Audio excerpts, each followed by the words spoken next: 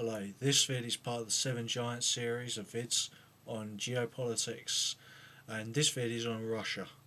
Now, Russia is a very interesting case because it is being torn between two different forces. It is also fighting against an Islamic insurgency as well. Now, it is damned by its own geography, but it is also blessed by its own geography, if you should take my meaning. It is the major exporter of oil and gas to the European Union and now also to China. It is being torn between Europe and China, or maybe it's playing both. Now, um, Russia is both a Indo-European nation and also an Asian or Oriental nation.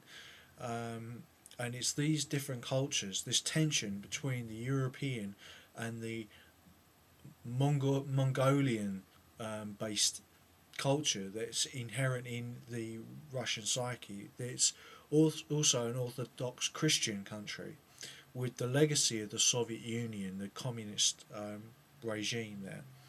Of course, both Medvedev, the current president, and the former president and now prime minister, President Putin, are both former KGB officers.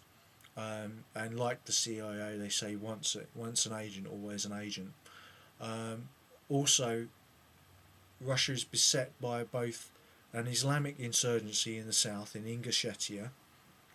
It has a border dispute with Georgia in the form of the republics of Ossetia um, and Ingushetia.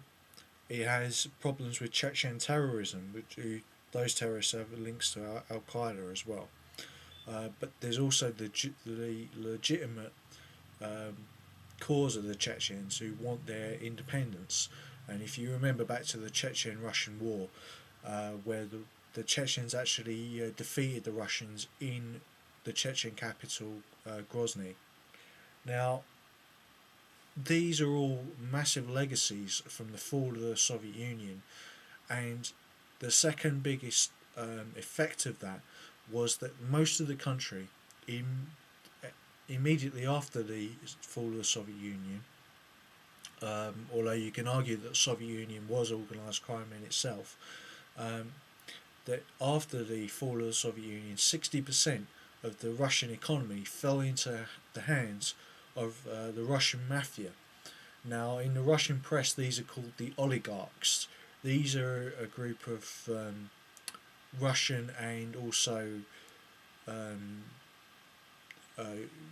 Russian mafia and also some Jewish organised crime figures who have now often escaped to Israel under fake passports and other methods. And the Russians have now been able to curtail this organised crime attack down to a quarter of their economy, and it's being reduced year on year. But yet, at the same time, Russia is still a major player in the world. By 2025, many economists say that Russia's economy will be um, as large as the United States. Also, Russia is fast catching up with the United States militarily. For a long time during the 90s and during the early 2000s, Russia was the most technologically advanced power that was unfriendly to the United States. So it was militarily a threat to the United States' technological supremacy. Um, Now, Russia sits with its economy right next to the world's largest economy, the European Union, in the West, and in the East, China. Now, it has a relationship with China that is possibly destabilising the world because China and China's trying to woo Russia through the Shanghai Cooperation Organization, which is the largest territorial bloc of trading and security organisation in the world. It also has Kazakhstan, Possibly India, one of the world's largest economies, may join. Pakistan has been offered to join, and also China is increasingly making its presence felt in the Middle East. It's supporting Iran, which Russia is also doing, and China is also. If you see my video on China as part of the series, it's basically taken over Africa from us. Um, why is Russia such a giant, and yet it may have feet of clay? Well, much of its infrastructure is being rejuvenated through the reforms that Medvedev and Putin have done. They've gone through an autocracy that's rather liberal and capitalist in its economic sphere, but very strongly authoritarian, with very limited democracy. It is not a dictatorship, but it is limited in its democracy. Anything that goes against the state, anything that dissolves the state, as it has happened in the mid-90s, where Russia basically lost as much of its population in the mid-90s through poverty, AIDS, organised crime, gang warfare, um, massive amounts of corruption, starvation of its people, as it did as happened to the Russian people during the Second World War. It was losing as much of its population year on year as it had in the Second World War. That is an atrocious figure, but also amazingly in its appallingness. Now, massive amounts of Russians have moved to Brighton Beach. That is part of the organised crime phenomenon in New York. They've made links with the American mafia and the Sicilian mafia. So this is a major threat to the Europe and America. It is through that threat that is the most worrying. But on the other hand, in Russia, in politics, wants to get closer relations with the European Union, and it is close to becoming part of a European Security Council, which will help draw Russia towards the European Union, not as a member, but it is not Europe, but it is close to being European.